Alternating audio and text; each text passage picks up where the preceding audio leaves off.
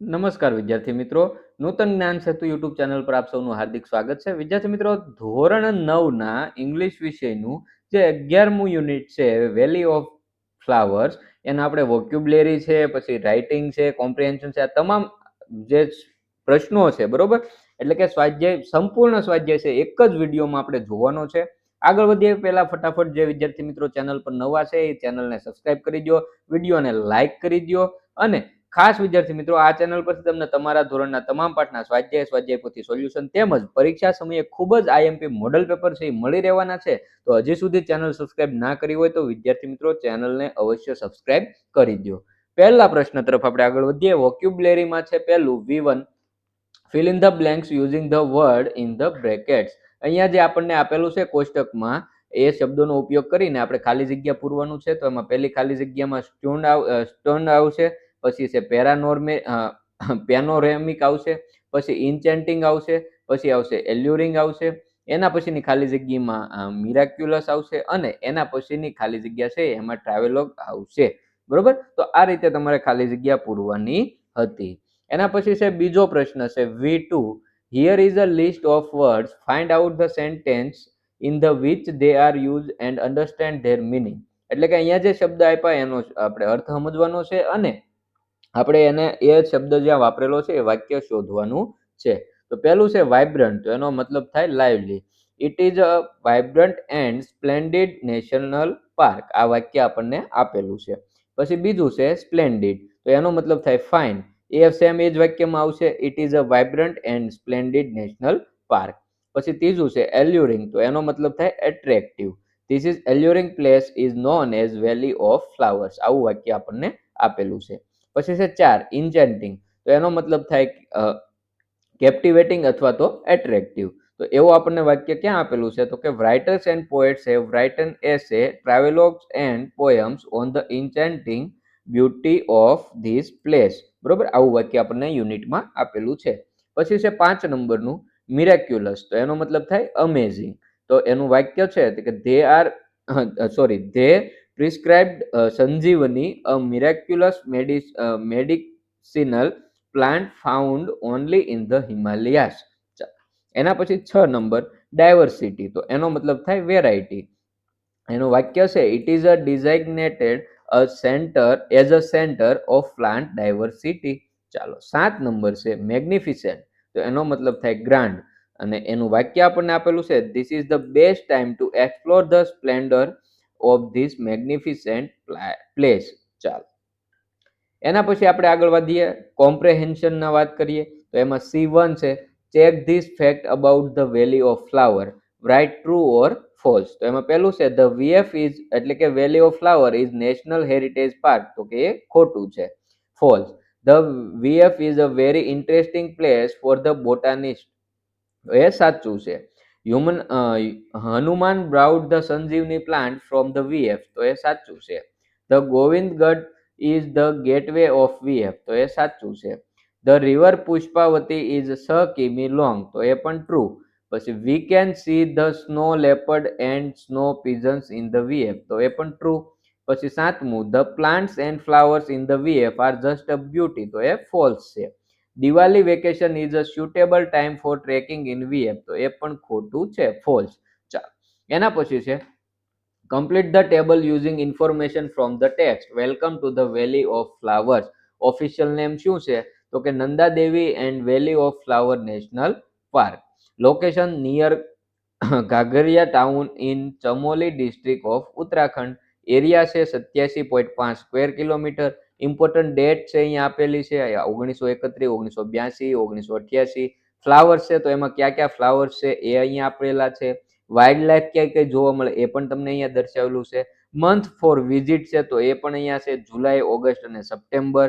Major attraction શું શું છે? તો કે Himalayan vultures, yellow and red billed cups, આ બધું અહીંયા તમને આપેલું છે. તો આ રીતે સરસ મજાનું તમારે લખવાનું છે. એના પછી આપણે વાત કરીએ C3, તો કે આન્સર ધીસ ક્વેશ્ચન્સ. પહેલું છે why is the beauty of VF called dreamlike. તો એનો જવાબ થશે the beauty of VF is called dreamlike because the emerald mountains, green meadows, white clouds and colorful patches of flowers create a panoramic view. બીજું છે what attract photographer to the VF, તો કે the huge variety of applied flowers that make the valley colorful attract photographers to the VF. બરોબર, VF એટલે કે valley of flowers. ચાલો, એના પછી ત્રીજો પ્રશ્ન, how would you reach the VF from Ahmedabad, તો કે I would take a train to Rishikesh, from there I would go up to Govindgarh by road, the trek of the VF start from Govindghat. બરોબર. ચાલો, 4 number, what is the, એ છે ને એ ભૂલી જજો, what is the connection between the VF and the Ramayana? Okay, it is said that when Lakshman become unconscious in the battle with Ravan, Ram called the Ashwini Kumar, the heavenly healers. They prescribed Sanjeevani, a miraculous plant found only in Himalayas. That place was the VF. Chalo, 5 number. How did the VF get its name? Okay, in 1931, 3 British mountaineers accidentally reached this beautiful valley. They were stunned by the variety and color of flowers, so they named it Valley of Flowers. ચાલો, એના પછી છે 6 number, why very plant, sorry, અહીંથી આપણે જોવાનું છે why are plants and flowers in the VF important, તો કે many of the plants and flowers in the VF are rare and endangered. There are many medicinal plants too, so they are important in the VF. ચાલો, 7 number, make a list of rare phrases describing the beauty of VF. તો એમાં પહેલું છે dewdrops on flowers, their rhythmic sound of water, rich flora and fauna, and delightful breeze of cool air where are waiting for you. બીજું છે Himalayan mountains, green meadows, white clouds, and colorful patches of flowers create a panoramic view. ચાલો, એના પછી આપણે જોઈએ C4 છે draw a picture of VF on drawing sheet using different color, arrange the exhibition of such pictures collected from the students of your class. એટલે કે તમારે VF નું જે વેલી ઓફ ફ્લાવર છે એનું એક ચિત્ર તમારે દોરવાનું છે. બરોબર, અને પછી બધા વિદ્યાર્થીઓએ ભેગા થઈ, બધા વિદ્યાર્થીઓના એ ચિત્રો છે એ ભેગા કરીને એક્ઝિબિશન ટાઈપ તમારે આયોજન કરવાનું છે. ચાલો, એના પછી આપણે આગળ વધીએ લેંગ્વેજ પ્રેક્ટિસ. તો એમાં જો L1 છે read the conversation given below. અહીંયા પહેલી જે કન્વર્ઝેશન આપેલી છે એ માત્ર તમારે વાંચવાની છે, તો આ કન્વર્ઝેશન 1 છે એ વાંચી લેજો. બરોબર. ચાલો, એના પછી છે બીજી કન્વર્ઝેશન છે એ પણ તમારે વાંચવાની છે, તો અહીંયા એ સરસ મજાની કન્વર્ઝેશન આપેલી છે એ તમારે વાંચવાની છે. એના પછી જુઓ તો now complete the conversation using your imagination. જો અહીંયા બે વાત થાય છે મિત્રોની, બરોબર, એ હવે તમારે આગળ વધારવાની છે. જો અહીંયા સુધી એમણે વાત કરેલી છે, બરોબર, કે બી કહે છે આઈ એમ જસ્ટ કિડિંગ, એના પછી તમારે આગળ વધારવાનું છે. એ કહે હા હા very funny, so seriously vote is the math assignment, તો બી કહે okay solve the example from exercise 5.3 and 5.4 and also make a small chart. એ કહે ઓહ 5.3 and 5.4 are so long. B total around 80 to 20 questions and graph work for 5. એ કહે છે okay thanks. તો આ રીતે તમે એની conversion છે એ આગળ વધારી શકો છો. એના પછી જુઓ L2 put a tick mark against the correct question. તો where he is going, where is going he, કે where is he going, તો where is he going થશે સાચું. પછી અહીંયા why worried are you એની જગ્યાએ સાચું શું થશે, why are you worried સાચું થશે. પછી અહીંયા 3 પ્રશ્નો આપેલા છે, એમાંથી સાચો પ્રશ્ન કયો થશે, તો કે આ થશે when are you going to pay the electricity bill. ચાલો, પછી છે which one is your cycle is. તો અહીંયા તમારે જાતે આનો જવાબ આપવાનો છે, આમાં સાચું કયું છે અથવા તો આમાં ન પણ હોઈ શકે. બરોબર, તો આમાંથી અલગ કયું આવે એ તમારે કહેવાનું છે. ચાલો, why do you look so anxious, કે why so much anxious you look, તો એમાં આવશે why do you look so anxious. ચાલો, એના પછી વિદ્યાર્થી મિત્રો L3 છે frame WH question as shown in the example. અહીંયા એક્ઝામ્પલ આપ્યું એ પ્રમાણે આપણે પ્રશ્ન બનાવવાનો છે, જે કાઉન્સમાં આપ્યા ને એ શબ્દો પરથી. તો પહેલું છે વોટ યુ અને ડુ આપેલું છે, તો એના પરથી પૂછશે વોટ ડુ યુ ડુ. પછી બીજું આપેલું છે વેર યુ લીવ, તો એના ઉપરથી બનશે વેર ડુ યુ લીવ. પછી ત્રીજું છે વેર રાજેશ કમ ફ્રોમ, તો અહીંયા આખો બનશે પ્રશ્ન where does Rajesh come from. ચાલો, એના પછી 4 નંબર આપેલ છે when you go to bed. આ ત્રણ શબ્દો આપેલા વેન યુ અને ગો ટુ બેડ, તો એના પરથી આખું વાક્ય આખો પ્રશ્ન બનાવો તો when do you go to bed. ચાલો, પછી આપ્યું 5 વેન પછી રાજેશ અને કમ બેક હોમ, તો એના પરથી આખું બનાવો તો કે when does Rajesh come back home.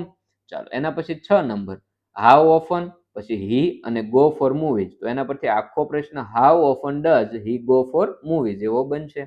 પછી 7 નંબર હાઉ ઓફન પછી હી અને સ્ટડી ઇંગ્લિશ, તો એના પરથી આખો પ્રશ્ન how often does he study English એવો બનશે.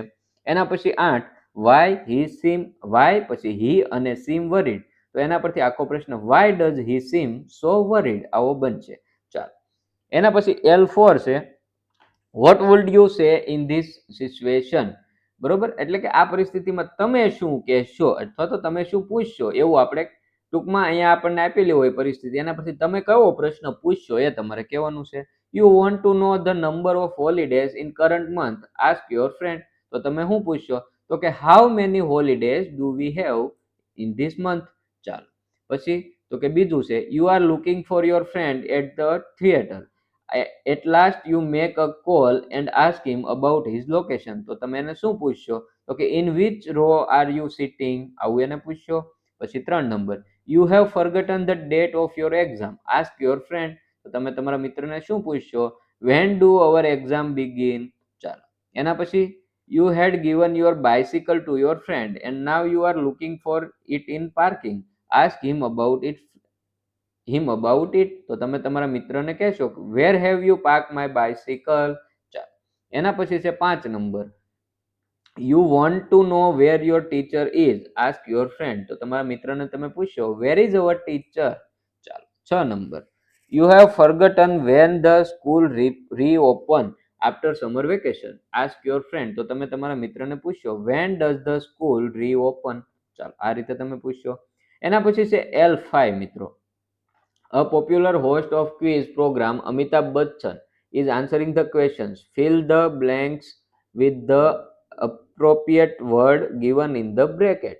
એટલે કે અહીંયા જે ખાલી જગ્યા આપેલી છે તમને 1 થી 10 સુધીની, એમાં તમારે આ જે ઉપર આપેલું છે આપણને કાઉન્સમાં જે શબ્દો આપ્યા એના પરથી તમારે પૂરવાની છે. તો અહીંયા પહેલામાં તમારે વેર લખવાનું છે, બીજામાં વોટ, ત્રીજામાં વુ, ચોથામાં તમારે વેન લખવાનું છે, પાંચમામાં હાઉ લોંગ લખવાનું છે, છઠ્ઠામાં હાઉ ઓફન, સાતમામાં વિચ, આઠમામાં વિચ, નવમામાં હુ અને 10મામાં હાઉ મેની. આ રીતે તમારે ખાલી જગ્યા પૂરવાની છે. ચાલો, એના પછી રાઇટિંગ છે વિદ્યાર્થી મિત્રો. તો જો રાઇટિંગ છે W1 write a paragraph on the natural place I like the most, focus on this point. એટલે અહીંયા જે પોઈન્ટ આપ્યા ને એના ઉપર આપણે ફોકસ રાખીને લખવાનું છે. તો the natural place I have like most, અહીંયા તમને દુધવા નેશનલ પાર્કનું આપ્યું છે. આ સિવાય તમે ગમે તે તમારી રીતે લખી શકો છો. અહીંયા તમને સરસ મજાનો આપેલો છે, બરોબર. તમારે પેરેગ્રાફ વાંચવો હોય તો વાંચી શકો છો. એના પછી તમને બીજું એક પ્રશ્ન છે W2 write a letter to your friend insisting on visiting the VF, use detail from the text and C2. એટલે કે C2 જે પ્રશ્ન હતો કોષ્ટક વાળો એ અને જે ટેક્સ્ટ છે એના ઉપરથી આપણે એક લેટર લખવાનો છે મિત્રને, બરોબર, VF વિશે. તો જો અહીંયા એક સરસ મજાનો મિત્ર લખેલો છે, અર્જુનને લખેલો છે, બરોબર. જો જેમને વાંચવો હોય એ વાંચી શકે છે કે ભાઈ VF માં શું શું છે એ બધું અહીંયા દર્શાવવામાં આવેલું છે, બરોબર. તો આ રીતે એક સરસ મજાનો લેટર છે એ તમે તમારા મિત્રને લખી શકો છો. અહીંયા કાવ્યાએ એના મિત્ર કોને લખ્યો છે, અર્જુનને છે એ સરસ મજાનો લેટર લખેલો છે. ત્યાં તમે તમારા નામ સાથે લખી શકો છો. અહીંયાથી જે આપેલા છે પેરેગ્રાફ એ લખી શકો અથવા તો એમાં કોઈ બદલાવ કરીને લખી શકો છો. એના પછી છે ત્રીજું plan a one day picnic to nearby place, work in a group of 4, discuss with your group members and write the planning in dialogue form. તો અહીંથી આપણે ડાયલોગ ફોર્મ આને આગળ વધારવાનો છે, બરોબર. અથવા તો તમે બીજો તમારી રીતે પણ એક ડાયલોગ અહીંયા તૈયાર કરી શકો છો, બરોબર. તો અહીંયા સરસ મજાનો એક ડાયલોગ તમને આપેલો છે, બરોબર, કે 4 મિત્રો છે એ વાત કરે છે કે જવાની, એનું આયોજન કઈ રીતે કરવું એ બધી વાત કરે છે. તો અહીંયા સરસ મજાની રીતે તમને લખેલું છે, જે બાળકોને વાંચવું હોય એ સ્ટોપ કરીને વાંચી શકે છે. તો વિદ્યાર્થી મિત્રો, જે તમારું યુનિટ છે ઇંગ્લિશનું 11મું યુનિટ વેલી ઓફ ફ્લાવર્સ, એનું સંપૂર્ણ આપણે છે, બરોબર, કોમ્પ્રિહેન્શન, વોક્યુબ્યુલરી, રાઇટિંગ, આ બધાનું આપણે સોલ્યુશન આ એક વિડીયોમાં જોઈ લીધું છે. આવી જ રીતે તમામ વિષયના તમામ પાઠના સ્વાધ્યાયના સોલ્યુશન આ ચેનલ પરથી તમને મળતા રહેશે. તો હજી સુધી ચેનલ સબસ્ક્રાઇબ કરવાની બાકી હોય એ વિદ્યાર્થી મિત્રો ચેનલને સબસ્ક્રાઇબ કરી દેશે. વિડીયો લાઇક કરવાનું બાકી હોય તો વિડીયો લાઇક કરી દો. ફરી મળીશું પાછા બીજા વિડીયોમાં. ત્યાં સુધી રજા લઈએ. ખૂબ ખૂબ આભાર.